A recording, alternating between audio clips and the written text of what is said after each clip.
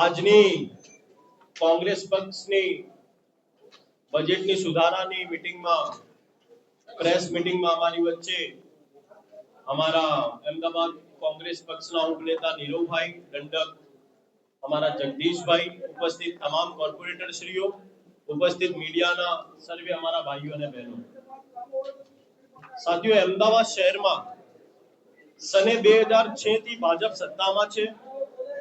તેઓ છેલ્લા 20 વર્ષમાં 1,30,836 કરોડનું બજેટ મંજૂર કરેલ છે। તેમાં આગામી સને 26-27 વર્ષનો કુલ 18,518 કરોડનો બજેટ મંજૂર કરેલ છે। 20 વર્ષના શાસનમાં મંજૂર કરાયેલ બજેટમાં 1,30,836 કરોડની રકમ મામૂલી રકમ નથી। આ રકમનો ખરેખર ઉપયોગ થયો હોત તો અમદાવાદ શહેરની જનતાને પ્રાથમિક સુવિધા બાબતે કોઈ ફરિયાદ કે સમસ્યા ન થઈ હોત, પરંતુ ગેરવહીવટ અને ગેરનીતિઓના કારણે પ્રાથમિક સુવિધાની સમસ્યા યથાવત જ નહીં પણ દિન પ્રતિદિન વધવા પામેલ છે। આ બજેટનો અભ્યાસ કરતા સત્તાધારી ભાજપ દ્વારા કોમનવેલ્થના નામે માત્ર વાહવાહી લૂંટવા માટે તેના પર જ ફોકસ કરેલ છે, પરંતુ કોમનવેલ્થના નામે મંજૂર કરાયેલ બજેટમાં અમદાવાદ શહેરનો કોમન મેન સાવ ભૂલી ગયેલ છે। કોઈ પણ દેશ, રાજ્ય કે નાના મોટા શહેરનો બજેટ હોય તો બજેટમાં માત્ર ને માત્ર જનતાની સુખાકારી માટે હોવું જોઈએ, પરંતુ ભાજપ દ્વારા મંજૂર કરાયેલા બજેટો અમદાવાદ શહેરની જનતાને માત્ર પીડા અને દુઃખ આપે છે। બજેટમાં પ્રજાની તાકીદની જરૂરિયાતો તથા શહેરની વિવિધ સમસ્યાઓનો વિચાર નહીં કરીને પ્રાથમિક સુવિધાના કામો બાબતે કોઈ ઠોસ જોગવાઈ કરેલ નથી। છેલ્લા 20 વર્ષના શાસનનો અમદાવાદ શહેરમાં સર્વે કરવામાં આવે તો અમદાવાદ શહેરની વાસ્તવિક પરિસ્થિતિનો ખ્યાલ આવે છે। બજેટ હંમેશા વાસ્તવિક અને પ્રજાલક્ષી હોવી જોઈએ, માળખાકીય સુવિધાનો પ્રાધાન્ય આપવું જોઈએ, અમદાવાદ શહેરના નાગરિકો કેન્દ્ર સ્થાન હોવા જોઈએ, પણ હાલ દિન પ્રતિદિન પ્રાથમિક સુવિધાની ફરિયાદો સતત વધારો થયો છે।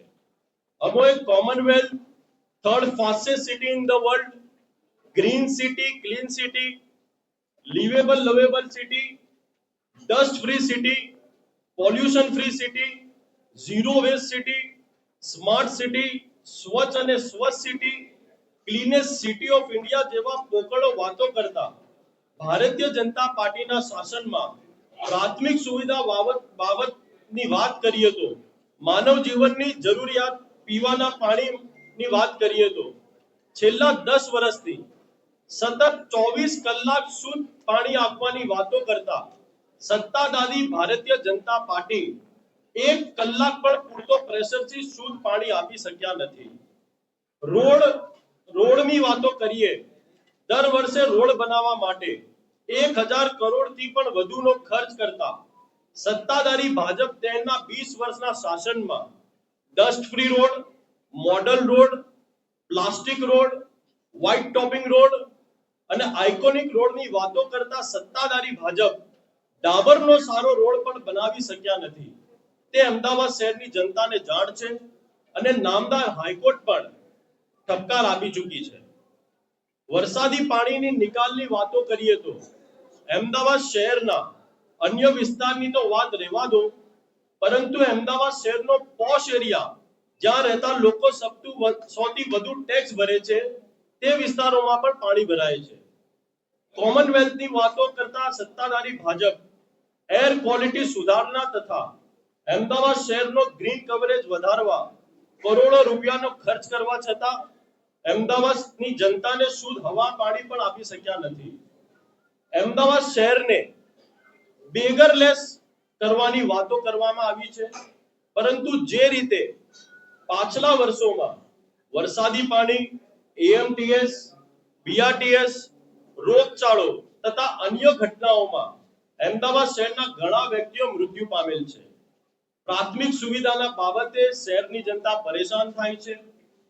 Solid waste, bridge project, estate TDO, housing department, tax department, health department ની બેદરકારી તથા ગેરરીતિઓના કારણે અમદાવાદ શહેરની જનતા હેરાન પરેશાન થાય છે.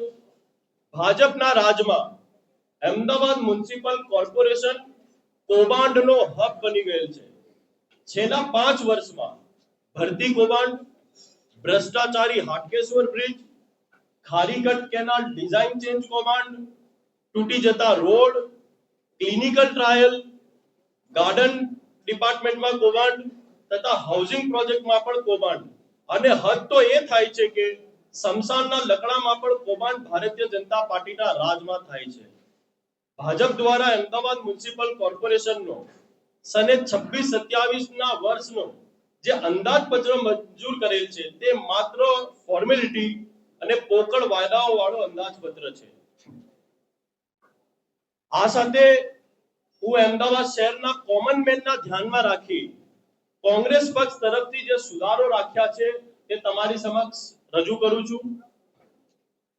24 કલાક પૂરતો પ્રેશરથી પાણી આપવા માટે 100 કરોડ રૂપિયા, શહેરને 100% વિસ્તારમાં સ્ટોમ વોટર અને ડ્રેનેજ લાઈન નાખવા માટે 100 કરોડ રૂપિયા, રિવરફ્રન્ટ ઉપર અદ્યતન મિરેકલ ગાર્ડન બનાવવા માટે 50 કરોડ રૂપિયા, શહેરના તમામ વોર્ડ દીઠ એક આઇકોનિક રોડ બનાવવા માટે 50 કરોડ રૂપિયા, અદ્યતન સુવિધા સાથેની નવા 10 કોમ્યુનિટી હેલ્થ સેન્ટર CSC માટે 10 કરોડ રૂપિયા, અમદાવાદ શહેરમાં તમામ નાના મોટા 4 રસ્તા પર સીસીટીવી કેમેરા લગાવવા 10 કરોડ રૂપિયા, રિવરફ્રન્ટ ઉપર નવી હાઈટેક શાળા બનાવવા માટે 20 કરોડ રૂપિયા, રિવરફ્રન્ટ ઉપર નવી હાઈટેક લાઇબ્રેરી બનાવવા માટે 15 કરોડ રૂપિયા, સ્ટ્રીટ વેન્ડિંગ પોલિસી અમલ કરી ટ્રાફિકની સમસ્યાઓનો ઉકેલ લાવવા 20 કરોડ રૂપિયા, મહિલા સશક્તિકરણ નીતિ અંતર્ગત વોર્ડ વાઇઝ નવા 2 પિંક ટોયલેટ બનાવવા માટે 20 કરોડ રૂપિયા, તમામ સ્ટ્રીટ લાઇટ પર સોલર પેનલ લગાવવા માટે 25 કરોડ રૂપિયા, વોટર ATM કાર્યરત કરવા માટે તેમજ નવા બીજા વોટર ATM ઉપલબ્ધ કરવા માટે 5 કરોડ રૂપિયા, ધાર્મિક સ્થળોના વિકાસ કરવા માટે 50 કરોડ રૂપિયા, સાબરમતી નદીમાં આવેલા તમામ ફ્રેન્ચ વેલ કાર્યરત કરવા માટે 10 કરોડ રૂપિયા, વિવિધ તળાવના વિકાસો માટે 50 કરોડ રૂપિયા, રેન બસેરા મહત્તમ ઉપયોગ થઈ શકે તેવા પૂરતી સુવિધા સાથેનો બનાવવા માટે 10 કરોડ રૂપિયા, દરેક ઝોનમાં એમ્ફી થિયેટર વિથ LED સ્ક્રીન વિકાસવા માટે 7 કરોડ રૂપિયા. આ સાથે નીતિ વિશે કાર્યની વાત કરીએ તો સ્લમ રીડેવલપમેન્ટ પોલિસી અંતર્ગત ડિમોલ્યુશન પહેલા ઝૂંપડવાસીઓને ક્વાર્ટર્સ ફાળવા માટે, જન્મ મરણ ખાતાની કામગીરી ઝોનલ કક્ષાએ નિરાકરણ લાવવા, ઇવેન્ટ મેનેજમેન્ટ સેલની રચના કરવી, ફૂટપાથ પર દબાણો દૂર કરી વોકવે ખુલ્લો કરવા તેમજ સાયકલિંગ વે માટે પૂરતી જગ્યા રાખવા, ટ્રાફિકની સમસ્યાને ઉકેલ કરવા, લોકપાલની નિમણૂક, અમદાવાદ શહેરની પ્રજાને શુદ્ધ હવા આપવા માટે, મહિલા એન્ટરપ્રેન્યોર માટે પ્રોપર્ટી ટેક્સમાં રાહત આપવા, અમદાવાદ માટે રોડ રિસર્ફેસ પોલિસી બનાવી, ઓક્ટ્રોયના વિકલ્પ ગ્રાન્ટમાંથી રાજ્ય સરકાર પાસેથી 15% ગ્રોથ આપી ગ્રાન્ટ મેળવા, નવા વિકાસ કાર્યની રકમ રૂપિયા 652 કરોડ રૂપિયા થાય છે, તેમજ VS अस्पतालમાં રૂપિયા 200 કરોડનો વધારો, MJ લાઇબ્રેરીમાં 1 કરોડ રૂપિયાનો વધારો તથા સ્કૂલ બોર્ડને ફાળવેલ બજેટમાં 69 કરોડનો વધારો, કુલ મળીને 922 કરોડનો સુધારો થાય છે, તેમજ AMTS નો રૂપિયા 25 કરોડનો સુધાર મુકેલ છે. કોંગ્રેસ પક્ષ દ્વારા નગરજનોને સારી પ્રાથમિક સુવિધા આપવાની વાતો પ્રાધાન્ય આપી નગરજનોની સુખાકારીમાં વધારો તથા વિકાસ માટે કોંગ્રેસ પક્ષે જે 922 કરોડનો પ્રજાલક્ષી સુધારણ મુકેલ છે તેમાં પક્ષથી પર રહી અમારો સુધારો સર્વસંમતિ મંજૂર કરવા માટે મીડિયાના માધ્યમથી હું ભારતીય જનતા પાર્ટીને ખાસ વિનંતી કરું છું અને આવનારો સેશનમાં 19-20 તારીખે જે સેશન છે એમાં કોંગ્રેસ પાર્ટી આક્રમક તરીકે આ અમદાવાદ શહેરની પ્રાથમિક સુવિધાના મુદ્દાના ધ્યાનમાં રાખી અમદાવાદ શહેરની જનતા માટે કોંગ્રેસ પાર્ટીના તમામ કોર્પોરેટરો સેશનમાં આક્રમક તરીકેથી ભારતીય જનતા પાર્ટીના ઉપર પ્રહારો કરવામાં આવશે અને આક્રમક તરીકેથી કોમનવેલ્થ ગેમ્સ નથી પરથી કોમનવેલ્થ ના નામે જે બજેટમાં વાવાઈ કરવામાં આવી છે, કોંગ્રેસ પાર્ટી કોમનવેલ્થની નહીં કોમન મેનની વાત સેશનમાં કરવાની છે.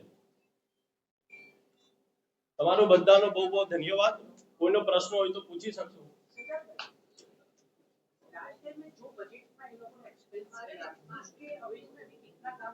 That we will talk in the budget session. अगर हम यहीं पे सब बात कर लेंगे तो सेशन में तो हम क्या बोल पाएंगे. We will talk in the budget session and we will invite you over there. आप वहां पर आना. We will invite you in the session. वो जो भी काम उनके बाकी है, we are already prepared the list और वो सारे कामों की बातें हम सेशन में करने वाले हैं. आज जो ये प्रेस है वो हमारे पार्टी का जो सुधार है वो इसके लिए है. बाकी जो पूरा मटेरियल जो कांग्रेस पार्टी ने रेडी किया है वो 2 दिन के लिए हमने वहां पर रखा है. वो 2 दिन के सेशन में उसके बारे में चर्चा की जाएगी.